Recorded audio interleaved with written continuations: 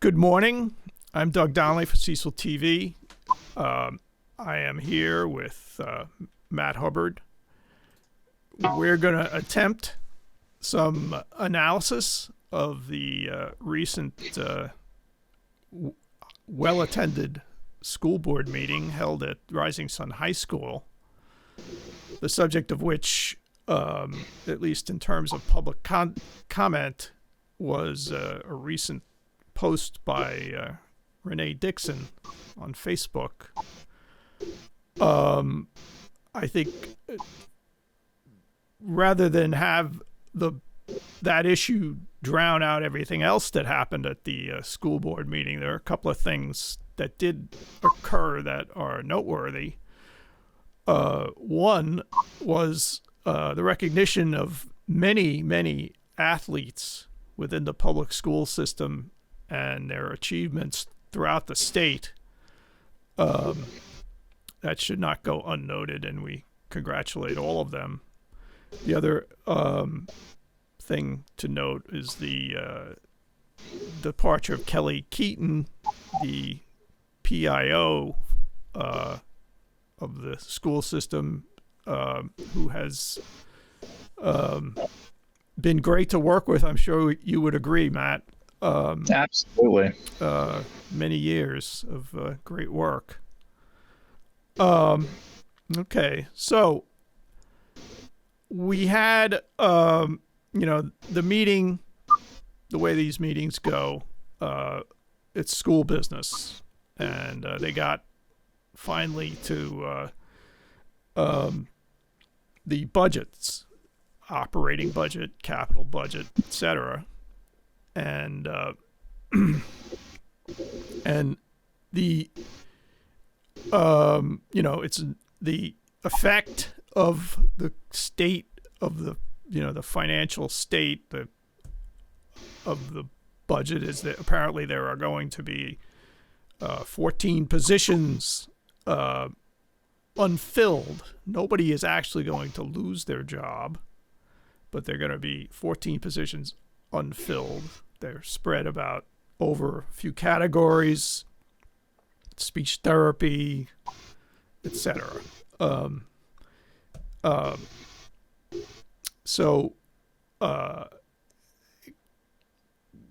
you comment on that aspect? Where we're at. The budget that the school system will be working with. Yes. So what they the budget. wanted. Yeah, absolutely. So they put in for back in February, the board unanimously, well, not unanimously, Renee Dixon was the only one that didn't vote to pass the proposed budget.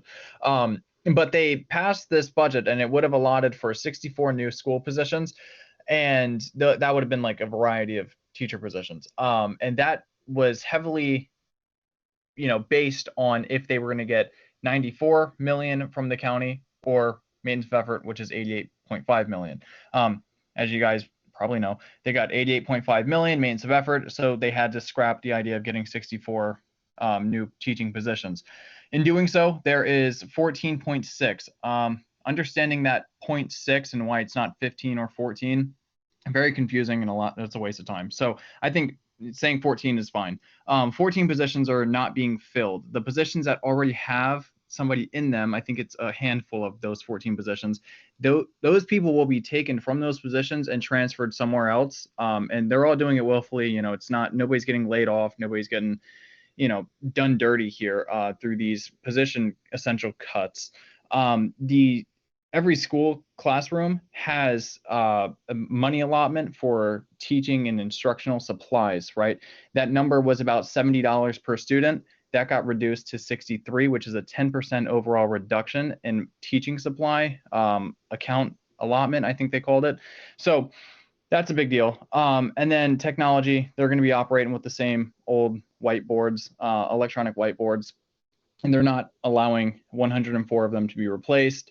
And then they're using just over $2 million of their fund balance, which is over $530,000 more this year of the fund balance that they're using than they did in FY23. So the school is digging deeper into their fund balance this year, and they're getting rid of a few positions, and they're scrapping resources for students. So it's that this is all just to balance their budget, so that way they can have their revenues meet their expenditures. Right. Good. So that brought us to the point where they actually voted, I guess, to make this make the operating budget a thing. Yeah. And so there was an invitation to the school board to discuss this, and Renee Dixon raises her hand, and we have a clip from that we can show you what took place. I'm concerned about page 1. So it talks about staffing reductions, money per pupil, and technology. And from what I understand, the county council had offered CCPS $750,000 for teachers and paras, $2 million for IT, and $1.6 million for small cap. But for some reason, that was refused. And it seems like if that would have come to a board discussion and the board would have voted on it, that page 1 would be balanced. Let me try to provide some clarity here. We submitted our board-approved budget to the county executive at the end of February. At that point, there is nothing for us to accept or reject. That was what we requested. So it's up to the county administration at that point to either give us money or not give us.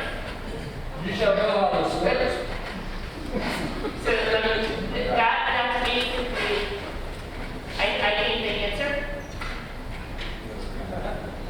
Okay. And that's your answer, that's fine. It's just that I know that the county did then come back and offer you the $750,000 for teachers and paras, $2 million for IT, and $1.6 million for small cap. Can we take it now? Like if they offered it to The only thing why would they not give it to us? I mean, can we have it back since it's there? Why would they not give it to us? Why is it not in the budget? From what I understand, they were going to give you the $750,000 and for the teachers and paras, and they wanted to make sure that the teachers and paras got that money. So they said that they would like to have a press release saying that they gave them $750,000. And that is absolutely incorrect. And if they wanted to give us $750,000, they could give us $750,000. Period. Stop the clock. Okay. Are there any other questions? Okay. So, what's your interpretation of this discussion? My interpretation of this is it's a bit all over the place, but to start, I will say that I've done extensive reporting on that $750,000 and all of these conversations that went on behind closed doors, right? In the article that I wrote called CCPS Officials Question County Over School Funding, I get into the absolute cracks, crevice. There's no rock unturned with what went on behind those closed doors that both the county and CCPS have alluded to. There was $750,000 I was offered to the schools, right? There's some of that information that I cannot use because I cannot verify it on the record, but there's a lot of stuff that goes on where the county executive did offer $750,000 to CCPS, right? Diane was 100% correct. It is not their money to accept or decline. The way Lawson explained it to me is they just throw their request over a fence and the county executive runs up and throws money back or just doesn't do anything. So they can't accept or decline any money from the county government because they're a subordinate organization, right?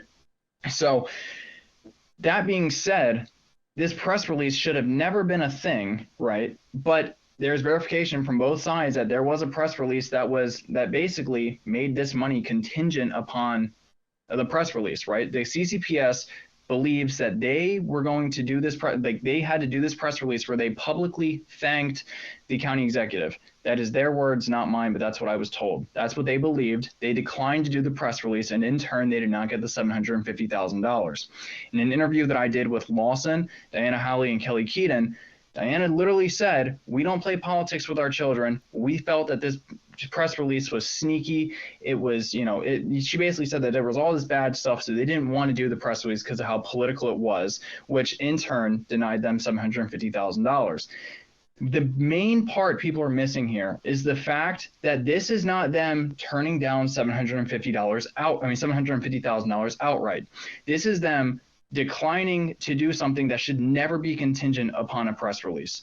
This press release should never been a thing. They should have came together just like Harford County, and they should have just sat there, came up with an idea, and got the money out. There was a joint press release in Harford County, but the money was not contingent upon the press release in Harford County, to my understanding. Here, this money was contingent upon a press release, and it should have never been, right? So for her to say that that is absolutely not correct is absolutely not correct, because she told me that that is correct, and that is what happened. That is why they declined the press release, and that the press release did exist, and she has very strong feelings towards it. In her email, she actually said, Scott emphasized that any offer to provide funding greater than maintenance of effort will only occur with the presumption, goodness, I spelled that wrong, of a joint press release in which the board publicly thanked county executive.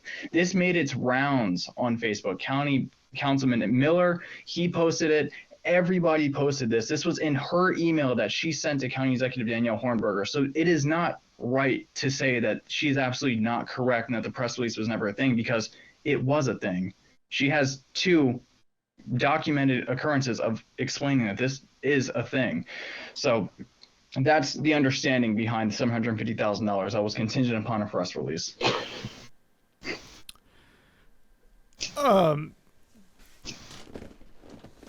Yeah, it seems really sort of cheesy to demand a press release in exchange for money for education and teachers, just so that the result makes you look good from a political, I have healed the wound somehow. And that's what's hard, is because this isn't necessarily the most orthodox way to go about funding schools, additional funding for schools. It's not necessarily normal, right? But nobody had any of these conversations documented. In my article, I talked about how these conversations happened at a Five Guys in Elkton. That's fine. I don't record when I go out to eat, and nobody should, right? But for something as serious like this, where $750,000, we'll give it to you, but here, do this press release with us. They dangle it over their head with a press release. That's not necessarily correct. And I wish that the county executive would have spoke to me on the record about it, because it would have been great to clarify both sides and have a better understanding on the record about both sides of what happened. But I was informed by her staff that she's not talking, she's taking the high road on it. So I didn't get to speak to her about the $750,000 press release. I only got to speak to the school system. And from what I know, from what I was told on the record, the school system believes that the $750,000 was contingent upon a press release, which is why they declined the press release. Okay. The story of the $750,000. I know the mysterious $750,000. So, now the rest of that meeting, which consisted of 42 people signing up to speak, heavily weighted on the supporters of Renee Dixon side. That does not take anything away from the people on the not supporting Renee Dixon side. They made their voices heard. On the question of representation, these meetings, which bring people out, a thought went through my mind that since at the public budget hearing was so heavily weighted with people who favored increased funding of the school system, that perhaps the supporters of Renee were not going to be beaten this time. So they showed up. I don't know really what this means. Well, we never know what this means. It's part of the mysteries of Cecil County is the silent majority, for lack of a better term. Who knows what the general public feels or is even aware of about any of this. Yeah. So, okay. Now, to the heart of the matter. Renee's post. Was it, many of the commenters, made the point about freedom of speech, First Amendment, which is undeniable. Anybody can say, we pretty much can say anything we want, no matter who we are.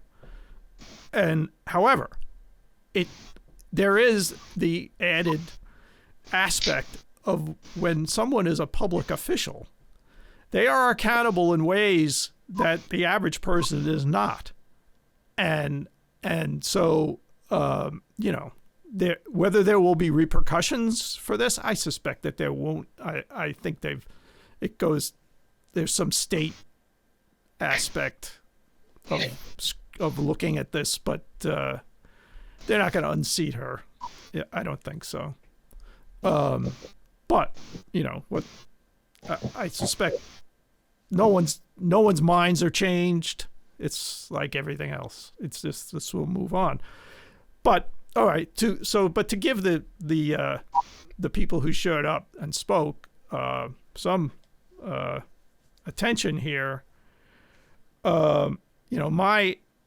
It seems like many people wanted to say, well, it was just a Bible quote. And, she was just quoting from the Bible. What's wrong with that? Freedom of speech and freedom of religion. And however, this was about pride. This was a reference to pride. The fallen angels who were sent to hell, and some, and during Pride Month with a rainbow flag or rainbow stuff on the post, and it seemed rather pointed. So, Yeah. So one thing that I have to say about the whole intent here, because we talked about it earlier, and it really sparked my mind. So Black versus Virginia, that was a Supreme Court case a while ago when the KKK was doing a lot of stuff. They were burning a cross, and that is symbolic freedom of speech, right? But the meaning behind a burning cross has a lot of undertones that a lot of people get offended by, that is very hateful and intimidating to a lot of people. Not saying that this at all equates to a burning cross, but I'm just saying that the same principles can be used here to a degree, right? When you do something that sends a message, it's not about your intent, it's about how the message is received, right? So you can say this is a Bible verse, right? But if you say that it's a Bible verse, but it's taken out of context, and then you put aggressive imagery behind it that has literally the pride flag with a burning angel, and you said turns angels into devils, people are going to think 1 + 1 is 2, and that's going to be their final response to it. It's not about your intent. Not everybody knows the Bible as well as some people do. If I'm being completely honest with you, when I first saw it, before I looked into it and actually researched what they were talking about when it came to the Bible, I did not think that there was any Bible affiliation here. I thought that this was a essential religious belief. And, after I looked into it and realized that it was a Bible, you have to understand that, the intent of it, the reasonable person clause can be put into effect here, to where you understand that the reasonable person is going to see this and not think, oh, the Bible. They're going to instantly think that this is anti-LGBTQ plus rhetoric. Right. For anyone who missed it, this is actually what it looks like. There it is. Give it a few seconds. There. It's not hard to discern its intent. So the defense of this, Renee has a lot of support based on her work as in her writing center and so forth. I mean, in fact, Cecil TV has had, I think Renee Dixon has been on Cecil TV 3 times to promote events at the writing center. And so obviously she's a person who she does care about people, but she feels very strongly about certain, applies a religious and I guess from her perspective a moral, take on certain matters, and that's very tricky in this in the larger picture of schools these days. Yeah, that is the it's everything in Cecil County started to essentially simmer down a little bit, with public comment being ruled by the books and the schools and the kids who are like, we need books, and we're sorry we're offending conservatives. Like, all that started to like really simmer down. And now it all has kicked back up, and this probably isn't the last we're going to hear about this situation. Right. Yeah, that's a point I wanted to make, is that whatever her intent in posting it, she's had the unintended result of fueling the fire of all of these matters. I know, out of everything, like, this is like, that is like the forefront of the arguments against schools right now, is the LGBTQ plus stuff, and you have very strong supporters on each side. So it's the perfect fire, really, if you think about it. Right. And I am inclined to say that it's it's just it's politics, pure and simple. It's I suspect the evidence would not support that that students are being indoctrinated or whatever the claims, that it's this is a as has been said, school boards are the low-hanging fruit in the political world, and this is a strategy to get people to the voting booths, and vote in a particular way. That is the I wouldn't say the extreme edge of the blade for conservative and liberal politics, but it has become the forefront of each of those beliefs, that you fully fund schools and you give schools all of the resources in the world, and if it raises taxes, who cares?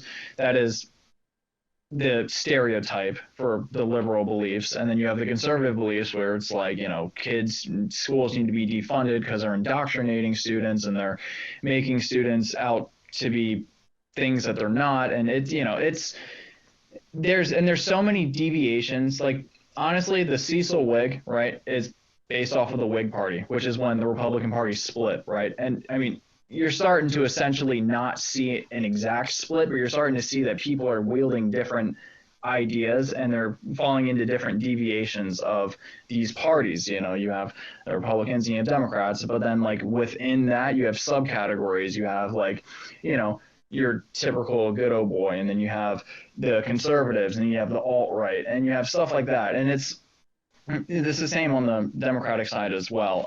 But that's what we're seeing is you can't get it all right. I'm going to say it again. It's a moving target to really put all groups into one stereotype, but the schools encapsulate all of it because, I mean, schools are a melting pot for society. And if you want to see how a society's doing, look at its school system, right?